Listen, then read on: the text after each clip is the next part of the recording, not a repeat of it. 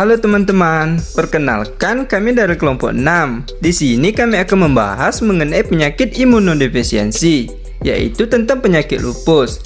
Sebelum itu, tugas ini kami buat untuk memenuhi tugas mata kuliah imunologi yang diampuh oleh Ibu Umi Baroro, Sarjana Sains Magister Biotek.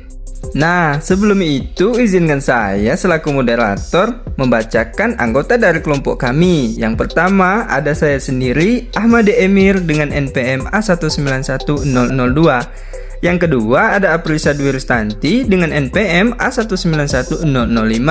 Dan yang ketiga ada Milva Piranti dengan NPM A191025. Dan yang keempat ada Nopi Oktaviani dengan NPM A191031.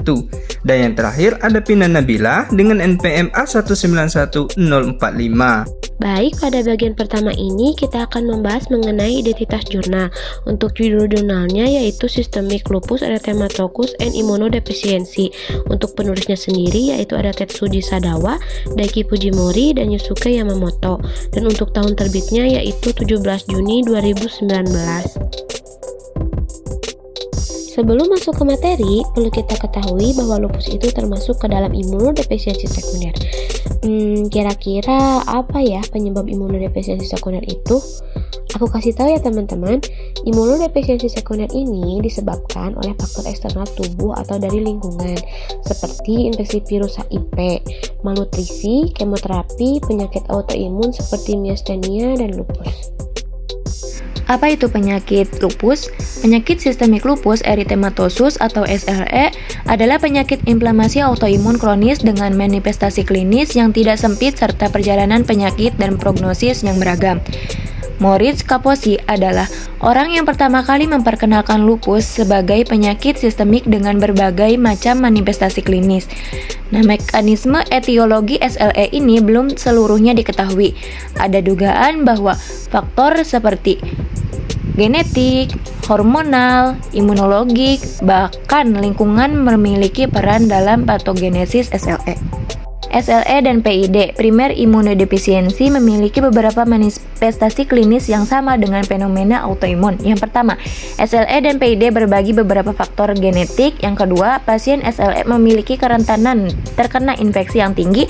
Yang ketiga, pasien SLE yang mendapatkan pengobatan imunosupresif merupakan pasien yang memiliki resiko tertinggi.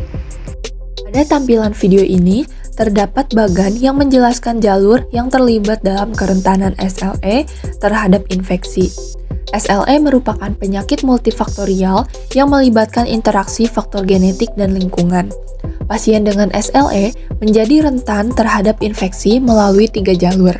Jalur pertama yaitu beberapa faktor genetik yang terlibat dalam kerentanan SLE, misalnya limfopenia dan rendahnya produksi interleukin 2 yang terkait dengan defisiensi imun dan membuat pasien rentan terhadap infeksi. Yang kedua yaitu kelainan imunologis yang disebabkan oleh SLE dapat memiliki efek imunosupresif langsung. Dan jalur yang ketiga yaitu pasien yang menerima obat imunosupresif sebagai pengobatan SLE beresiko tinggi terinfeksi. Faktor risiko infeksi pada SLE atau Systemic Lupus Erythematosus, di mana terdapat obat-obat yang dapat meningkatkan resiko infeksi, yaitu obat kortikosteroid dan obat imunodepresif. Kemudian terdapat faktor intrinsik seperti kekambuhan lupus nephritis dan eksaserbasi SLE yang berhubungan dengan patofisiologis SLE yang menjadi faktor risiko infeksi. Selain itu, terdapat juga faktor risiko lainnya. Yang pertama, hipokomplementemia. Pasien dengan SLE aktif, terutama lupus nephritis, memiliki kadar komplement serum yang rendah karena konsumsi komplement oleh kompleks imun. Fungsi utama sistem komplement yaitu melindungi pejamu dari infeksi dengan mengopsonisasi mikroorganisme yang menyerang.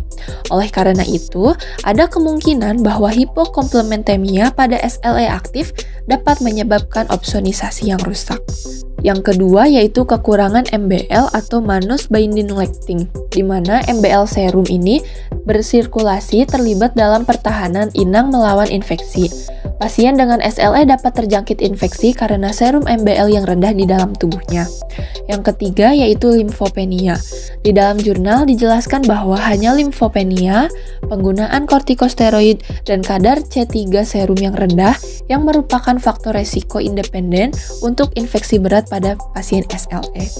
Dan untuk yang terakhir yaitu penurunan produksi IL-2 atau interleukin 2. IL-2 merupakan sitokin yang terutama diproduksi oleh sel T yang teraktivasi dan sangat penting untuk pertumbuhan dan perbedaan sel T dan homeostatis sel T. IL-2 memainkan peran dalam respons sel T sitotoksik yang mempertahankan inang melawan infeksi. Selain itu, terdapat sel T CD8 yang berfungsi sebagai respons terhadap antigen virus. Oleh karena itu, gangguan produksi IL-2 dan penurunan sitotoksitas sel T CD8 memungkinkan berkontribusi pada peningkatan tingkat infeksi pada pasien dengan SLE.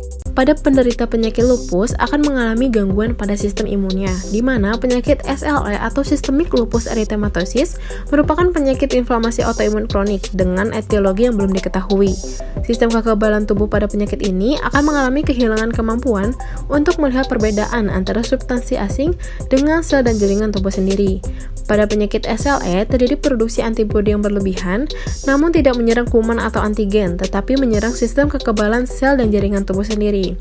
Antibodi seperti ini disebut autoantibodi yang bereaksi dengan antigen, sehingga mengakibatkan terjadinya peradangan dan kerusakan pada jaringan. Dapat disimpulkan bahwa faktor genetik, hormonal, imunologik, dan lingkungan diduga memegang peranan dalam perkembangan patogenesis SLE. Patogenesis SLE melibatkan berbagai sel dan molekul yang berperan pada proses apoptosis, respon imun innate dan adaptif. Kerusakan multiorgan terjadi akibat deposisi autoantibodi dan kompleks imun. Antigen yang berasal dari bahan apoptotik dipresentasikan oleh APC melalui MHC sehingga limfosit T akan teraktivasi dan melepaskan sitokin serta menstimulasi sel B. Stimulasi sel B dan produksi autoantibodi IgG dapat menyebabkan kerusakan jaringan. Berikut daftar pustaka yang kami gunakan.